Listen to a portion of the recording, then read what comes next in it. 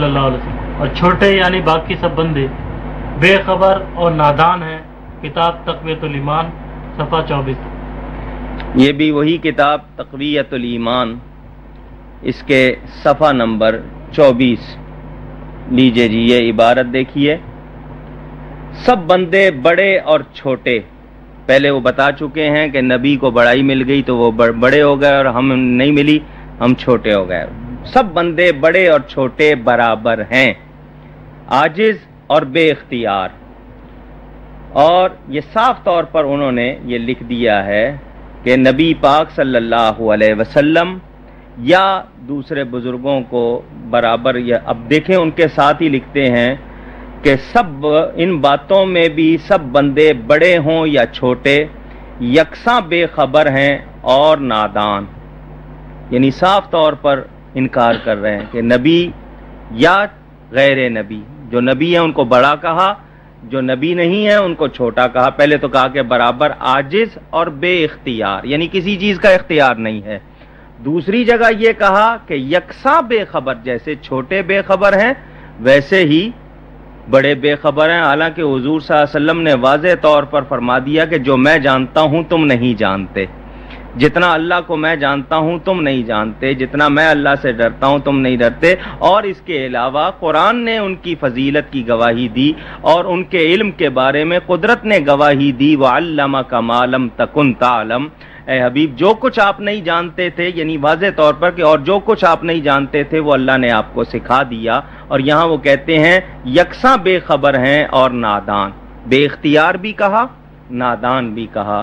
تو جو نبی کو بے اختیار اور نادان کہے وہ خود غلط ہے، وہ نادان ہے، بلکہ گستاخ ہے، بے ادب ہے، اور یہ حوالہ بھی اس کتاب میں موجود ہے۔ نمبر 17، بڑی مخلوق یعنی نبی اور چھوٹی مخلوق یعنی باقی سب بندے اللہ کی شان کے آگے چمار سے بھی ذلیل ہیں، معاذ اللہ۔ کتاب تقویۃ الایمان صفحہ 14۔ یہ اسی کتاب تقویۃ الایمان کا صفحہ نمبر 14 صاف طور پر لکھا ہے، ہر مخلوق بڑا ہو یا چھوٹا وہ اللہ کی شان کے آگے چمار سے بھی ذلیل ہے، معاذ اللہ ثم معاذ اللہ۔ واضح طور پر یہ جملہ دیکھیے، حالانکہ وَكَانَ عِندَ اللَّهِ وَجِيهًا، قرآن میں اللہ فرماتا ہے اور اللہ کے نزدیک حضور صلی اللہ علیہ وسلم بڑی شان والے ہیں۔ وَكَانَ فَضْلُ اللَّهِ عَلَيْكَ عَظِيمًا، ان کی شان میں کہ اور آپ پر تو اللہ کا فضل عظیم ہے۔ اور یہ معاذ اللہ ثم معاذ اللہ نقل کفر نباشت چمار کا لفظ لگا رہے ہیں اور کہہ رہے ہیں اس سے بھی زیادہ ذلیل ہے، اور اس میں بڑا چھوٹا کسی کی تخصیص نہیں رکھی۔ اندازہ کیجئے جن لوگوں کا نبیوں، ولیوں اور مسلمانوں کے بارے میں یہ حال ہے، حالانکہ وَلَقَدْ كَرَّمْنَا بنی آدم، اللہ نے بنی آدم کو، اولاد آدم کو عزت دی ہے، اور اِنَّ أَكْرَمَكُمْ عِندَ اللَّهِ أَتْقَاكُمْ، قرآن کی سراسر یہ تکذیب ہے، جھٹلایا ہے قرآن کو۔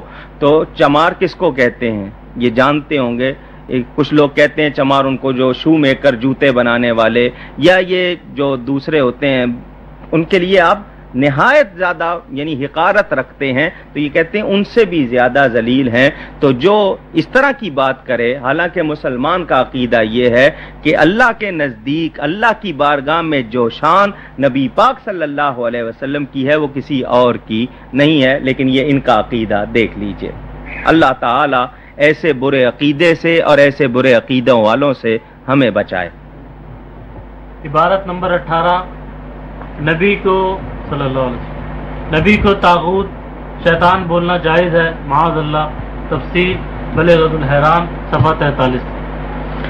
یہ بلغۃ الحیران اس سے پہلے بھی دکھا چکا ہوں، جس میں یہ لکھا ہے کہ اللہ کو پہلے سے پتہ نہیں ہوتا، بعد میں پتہ چلتا ہے جب بندے کر لیتے ہیں۔ یہ وہی بلغۃ الحیران فی ربط آیات القرآن، یہ گنگوہی صاحب کے شاگرد ہیں حسین علی وہاں بچنا والے، جن کی یہ کتاب ہے۔ کون سا صفحہ ہے؟ صفحہ نمبر جو ہے 43۔ 43۔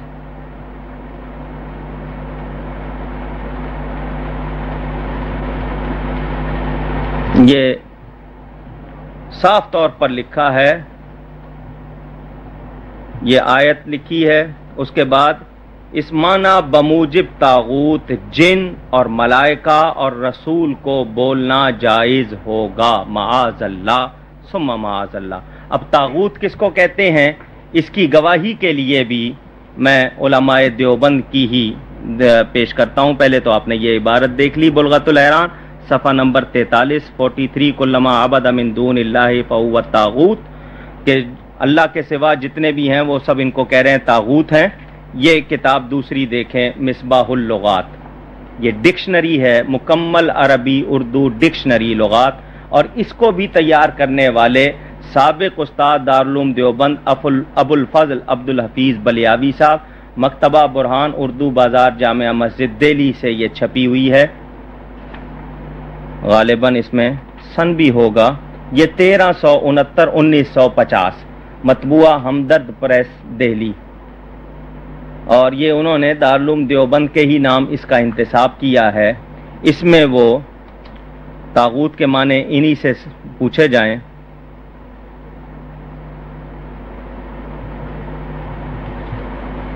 یہ لیجئے جی، یہ الطاغوت کا لفظ آیا اس میں، صفحہ نمبر 488۔ الطاغوت ہر حد سے تجاوز کرنے والا، بدی و شرارت کا سرغنہ، شیطان۔ معنی آپ نے سنے طاغوت کے معنی، ایک تو یہ کہ بدی، برائی اور شرارت کا سرغنہ، یعنی سرغنہ کہتے ہیں لیڈر کو، چیف کو، گرو کو، تو جو شرارت کرنے والوں کا سرغنہ ہو، ہر حد سے تجاوز کرنے والا، اور صاف طور پہ لکھا ہے شیطان۔ تو آپ اندازہ کر لیں، جو نبی کے لیے شیطان یا شرارت کرنے والوں کا سرغنہ، بدی کرنے والوں کا سرغنہ، یا ہر حد سے تجاوز کرنے والا جو نبی کے لیے ایسا لفظ لکھے، کیا وہ شخص مسلمان کہلا سکتا ہے؟ کیا ہم اس کے بارے میں یہ تصور کریں کہ اس کا ایمان سے کوئی تعلق ہے؟ تو ان لوگوں نے نبی کے لیے ایسے الفاظ لکھے ہیں، اس کے بعد خود ہی گمان کر لیجئے، وہاں دیکھ لیجئے کہ طاغوت جن اور ملائکہ اور رسول کا لفظ صاحب لکھا ہے کہ بولنا جائز ہوگا، اور طاغوت کے معنی بھی آپ نے ملاحظہ کر لیے۔ یہ ان لوگوں کا حال ہے، اللہ ہمیں اپنی پناہ میں رکھے۔ جی، عبارت نمبر 19، گاؤں میں جیسا درجہ چودھری زمیندار کا ہے، ویسا درجہ امت میں نبی کا ہے، کتاب تقویت الایمان صفحہ 61۔ یہ وہی کتاب تقویت الایمان کا حوالہ پھر آیا ہے، یہ وہی تقویت الایمان، اس کا صفحہ نمبر 61، یہ تقویت الایمان، اور اس کا صفحہ یہ 61۔ صاف طور پر بولتے ہیں، جیسا ہر قوم کا چودھری اور گاؤں کا زمیندار، سو ان مانو کر ہر پیغمبر اپنی امت کا سردار ہے۔ یعنی ان کے نزدیک سیدھی سی بات یہ ہے کہ جیسا درجہ گاؤں میں چودھری کا ہوتا ہے، نبی کا اتنا ہی درجہ ہے۔ یعنی اندازہ کریں چودھری اور زمیندار سے نبی کے درجے کو سمجھنا، یہ کوئی ایمان کی بات ہے یا ایمان والا ایسی بات کرے گا؟ یہ حوالہ بھی اسماعیل دہلوی، جس کو یہ شہید کہتے ہیں، اپنا امام کہتے ہیں، یہ دیوبندی وہابی ان کو اسماعیلی کہنا چاہیے کیونکہ اس کو اپنا امام مانتے ہیں، یہ ان لوگوں کا عقیدہ ہے۔ اس کتاب کے کفریات، اور گنگوئی صاحب لکھتے ہیں اس کتاب کو رکھنا ثواب، پڑھنا ثواب، تو کفریات والی کتابوں کا رکھنا اگر ثواب ہے تو پھر اعلیٰ حضرت فاضل بریلوی نے سچ کہا کہ شرک ٹھہرے جس میں تعظیم حبیب، اس برے مذہب پہ لعنت کیجیے۔ عبارت نمبر 20، جس کا نام محمد یا علی ہے صلی اللہ علیہ وآلہ وسلم، وہ کسی چیز کا مختار نہیں، نبی اور ولی کچھ نہیں کر سکتے، کتاب تقویت الایمان صفحہ 41۔ ابھی اس کا ایک حوالہ اور باقی ہے، یہ بھی ملاحظہ کر لیجئے، یہ وہی کتاب تقویت الایمان، اس کا صفحہ 41، صاف طور پہ لکھا ہے، جس کا نام محمد یا علی ہے وہ کسی چیز کا مختار نہیں۔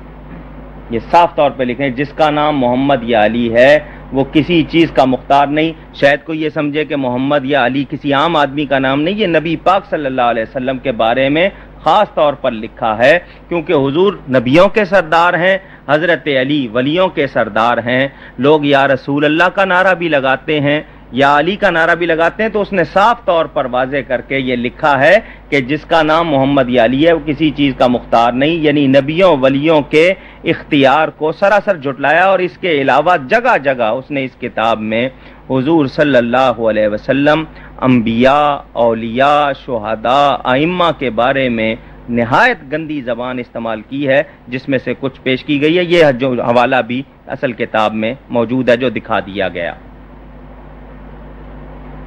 اگلا حوالہ عبارت نمبر 21، حضور اکرم صلی اللہ علیہ وآلہ وسلم بے حواس ہو گئے، معاذ اللہ، تقویۃ الایمان صفحہ 55۔ یہ اسی کتاب میں،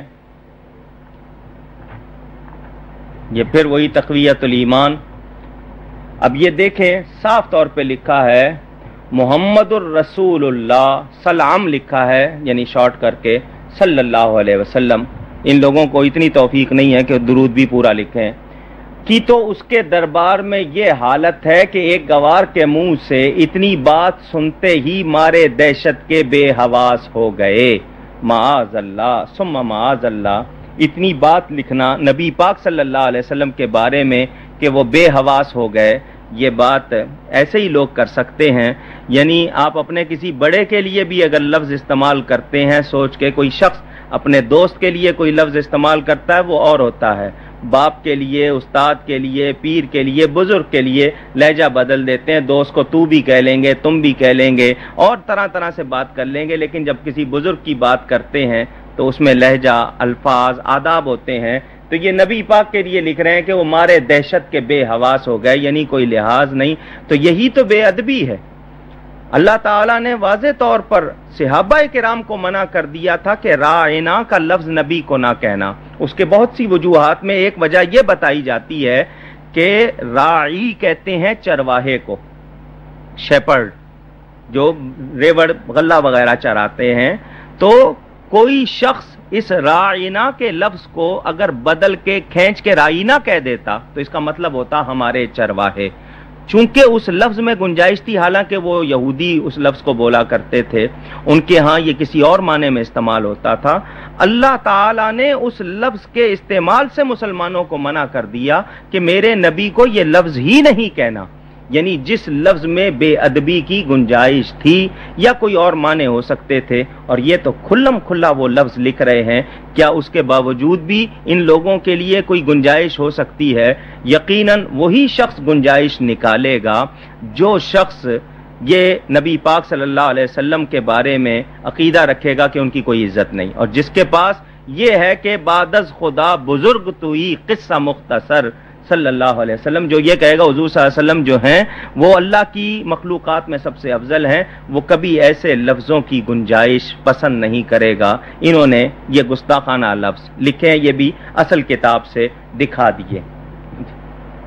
نمبر 22، امتی بظاہر عمل میں نبی سے بڑھ جاتا ہے، کتاب تحذیر الناس صفحہ نمبر 5۔ میں اس حوالے کو دکھانے سے پہلے اسی تقویۃ الایمان کا ایک اور حوالہ دکھا دوں۔ یہ صفحہ 54 پر یہ لکھا ہے، اللہ کی شان بہت بڑی ہے کہ سب انبیاء اور اولیاء اس کے روبرو ایک ذرہ ناچیز سے بھی کم تر ہیں۔ یہ اسی کتاب کا حوالہ ہے، یعنی جس میں یہ دکھا نا مارے دہشت کے بے آواز، اسی سے چند سطریں پہلے یہ بھی لکھا ہوا ہے۔ انبیاء اولیاء صاف لفظ لکھا ہے کہ اللہ کے روبرو ایک ذرہ ناچیز سے بھی کم تر ہیں۔ کیا ہمیں یہ کہنے کی اجازت ہے؟ یہ اور بات ہے کہ نبی پاک صلی اللہ علیہ وسلم اللہ کی بارگاہ میں عاجزی کرتے ہوئے کچھ بھی کہہ لیں۔ دیکھیں حضرت آدم علیہ السلام نے اللہ کی بارگاہ میں عاجزی کرتے ہوئے کہا، ربنا ظلمنا انفسنا، اے ہمارے پروردگار ہم نے اپنی جانوں پر ظلم کیا۔ تو کیا ظلمنا کا لفظ جو انہوں نے استعمال کیا اس کو بنیاد بنا کر ہم آدم علیہ السلام کو ظالم کہہ سکتے؟ ہرگز نہیں۔ ایک عاجزی کرتے ہوئے انہوں نے جو لفظ اللہ کی بارگاہ میں کہا ہے اس کو ہم دلیل نہیں بنا سکتے، اور یہ صاف کہہ رہا ہے کہ اللہ کی شان بہت بڑی ہے، سب انبیاء و اولیاء اس کے روبرو ایک ذرہ ناچیز سے کمتر ہیں۔ تو کیا اللہ کی شان ظاہر کرنے کے لیے یہی لفظ ملا ہے؟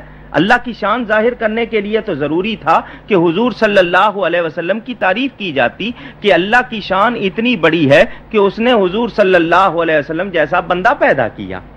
حضور کی شان، یہ بھی تو اللہ کی شان کا بیان تھا. یعنی حضور کی توہین کر کے اللہ کی جو شان کی جائے، وہ بیان کی جائے، وہ اللہ کی شان ہرگز نہیں ہوگی، بلکہ اس طرح تو اللہ کو ناراض کیا جا رہا ہے. اور یہ انہوں نے کھلم کھلا یہی حرکت کی ہے. یہ الفاظ ان کے دیکھ لیں، جو نبی کو ذرہ ناچیز سے کمتر لکھے معاذ اللہ، جو چمار سے زیادہ ذلیل لکھے، وہ شخص خود ہی یقیناً چمار سے زیادہ ذلیل ہے. نبی کی شان اللہ کے بارگاہ میں بہت بلند ہے.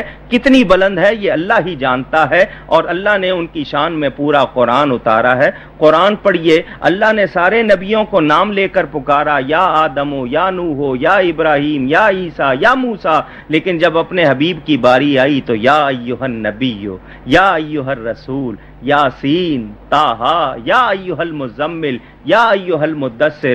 اللہ تعالی اپنے بندے کو، اپنے عبد مقدس کو بغیر لقب کے، بغیر ادب آداب اور جو القاب ہیں ان کے نہیں پکارتا، اتنی تعظیم دیتا ہے. تو یہ ہمارے لیے سبق ہے کہ میں خالق ہو کر جب اتنی ان کو تعظیم دے رہا ہوں، تم مخلوق ہو کر کتنی تعظیم دینا.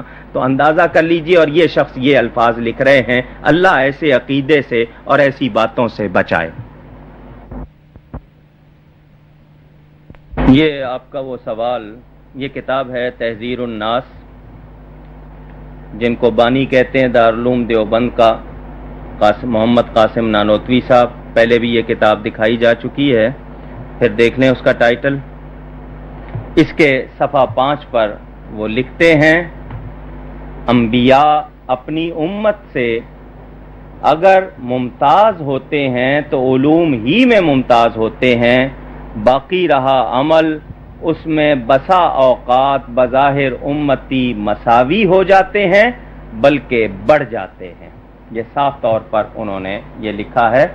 اس کا مطلب یہ ہوا کہ انبیاء اپنی امت سے اگر درجہ زیادہ رکھتے ہیں تو ان کا صاف کہنا یہ ہے کہ یعنی علوم میں، جاننے میں، پہلے تو دوسرا ان کا کہہ رہا ہے کہ جی شیطان کا علم زیادہ ہے، ملک الموت کا علم زیادہ ہے. یہاں یہ کہہ رہے ہیں کہ جی اگر ممتاز ہیں تو علوم میں ممتاز ہیں. ہو سکتا ہے کہ ان کے نزدیک کوئی اور کبھی کچھ اور کبھی کچھ بھانت بھانت کی بولیاں بولنا ان کا طریقہ ہے. باقی رہا عمل، تو عمل میں کہتے ہیں بسا اوقات یعنی اکثر مرتبہ بظاہر امتی مساوی ہو جاتے ہیں بلکہ بڑھ جاتے ہیں. حالانکہ ان کو یہ نہیں معلوم کہ حضور صلی اللہ علیہ وسلم فرماتے ہیں کہ میرا صحابی مٹھی بھر جو اللہ کی راہ میں دے، صرف مٹھی بھر جو، اور جو میرا صحابی نہیں وہ احد پہاڑ کے برابر سونا اللہ کی راہ میں دے، تب بھی وہ میرے صحابی کے درجے کو نہیں پہنچ سکتا. ہو سکتا ہے اس میں یہ کہیں کہ اس میں عمل کی کیا بات ہے، یہ تو درجے اور ثواب کی بات ہے. تو میں پوچھنا چاہوں گا کہ کیا غیر صحابی کا عمل اور صحابی کا عمل برابر ہو سکتا ہے؟ اس پر اگر ہے تو پھر سپاہ صحابہ کے نام سے شور کیوں ہو رہا ہے؟ پھر یہ ساری باتیں کیوں ہو رہی ہیں کہ غیر صحابی کو صحابی کے برابر نہ مانا جائے اور غیر نبی کے لیے یہ کہا جائے کہ وہ عمل میں بڑھ بھی سکتا ہے؟ تو ماننا پڑے گا کہ ان لوگوں کے نزدیک نبی اور غیر نبی میں کچھ فرق نہیں. یہ نبی کو اپنے جیسا ہی سمجھتے ہیں بلکہ ان سے بڑھنے کی بات کر رہے ہیں، جبکہ مسلمان کا یہ عقیدہ ہے کہ علم کی بات ہو، عمل کی بات ہو، کسی حوالے سے بات ہو، حضور صلی اللہ علیہ وسلم تمام مخلوقات میں علم و عمل کے لحاظ سے سب سے زیادہ بلند ہیں. اور اسی لیے ان کا نام احمد بھی ہے، ان کا نام محمد بھی ہے صلی اللہ علیہ وسلم. احمد یعنی اللہ کی سب سے زیادہ تعریف کرنے والے. وہ کب سے تعریف کر رہے ہیں؟ جب سے ہیں. اور کب سے ہیں؟ وہ ساری کائنات سے پہلے پیدا ہوئے. اور ان کا نام نامی محمد صلی اللہ علیہ وسلم ہے کہ ان کے بارے میں یہ تصور کیا جائے کہ یہ ذات ہی وہ ہے جو تعریف کے لیے پیدا کی گئی. ان کی بار بار تعریف کی جائے تو جن کی تعریف خود اللہ کر رہا ہے، جن کی تعریف خود خالق کر رہا ہے، کوئی اگر نہیں بھی کرتا ہے تو کیا مسئلہ؟ اور پھر میں تو اپنی بات یہاں تک کہوں گا کہ کائنات میں ایسا وقت آ سکتا ہے کہ اللہ کی تعریف کرنے والا کوئی نہ رہے. کیونکہ سب کو فنا ہو جائے گی، مگر وہ وقت کبھی نہیں آئے گا کہ نبی کی تعریف کرنے والا کوئی نہ ہو، کیونکہ اللہ تعالیٰ نبی کی تعریف کرتا ہے، ان اللہ وملائکتہ یصلون علی النبی، اللہ کی کوئی ابتدا نہیں، کوئی انتہا نہیں، اور اللہ کا فعل اس کے ساتھ ہے، تو کچھ نہیں تھا اللہ نبی کی تعریف کر رہا تھا، کچھ نہیں ہوگا اللہ اپنے حبیب کی تعریف کرے گا۔ اور یہ کہتے ہیں جی عمل میں بسا اوقات امتی بڑھ جاتے ہیں، تو یہ لوگ جو یہ باتیں کر رہے ہیں ان کا مقصد یہ ثابت کرنا کہ ہم لوگ عمل میں بہت زیادہ ہیں نبی سے، تو جو اپنے آپ کو کسی طرح بھی نبی سے افضل یا اعلیٰ سمجھے وہ شخص اسلام کے دائرے میں داخل نہیں رہتا۔ یہ بھی حوالہ آپ نے دیکھ لیا۔ نمبر 23 کا حوالہ، دیوبندی ملا نے حضور اکرم صلی اللہ علیہ وسلم کو پل صراط سے گرنے سے بچا لیا، کتاب بلغۃ الحیران، صفحہ نمبر 8۔ یہ وہی کتاب بلغۃ الحیران فی ربط آیات القرآن، رشید احمد گنگوئی صاحب کے شاگرد اور راولپنڈی کے غلام خان صاحب کے استاد کی، اس میں جو آپ نے یہ حوالہ دیا ہے یہ دیکھیں۔ یہ صاحب لکھتے ہیں کہ میں نے حضور صلی اللہ علیہ وسلم کو دیکھا، انہوں نے مجھ سے معانقہ کیا، گلے ملے، علی الصراط، یعنی پل صراط صاف لکھا ہے، حالانکہ ساری عبارت عربی میں لکھتے لکھتے پل صراط کو وہ پل صراط ہی لکھا ہے، کہ حضور صلی اللہ علیہ وسلم کا خاص طور پر وہ ذکر کر رہے ہیں کہ جی وہ حضور صلی اللہ علیہ وسلم کو میں نے، یعنی پل صراط پر حضور گر رہے تھے تو میں نے بچایا۔ اب اس سے وہ مراد یہ لے رہے ہیں کہ میں نے حضور صلی اللہ علیہ وسلم کو بچایا، تو کیا مطلب حضور کے دین کو بچایا، یعنی وہ یہ خواب مراد لے رہے ہیں۔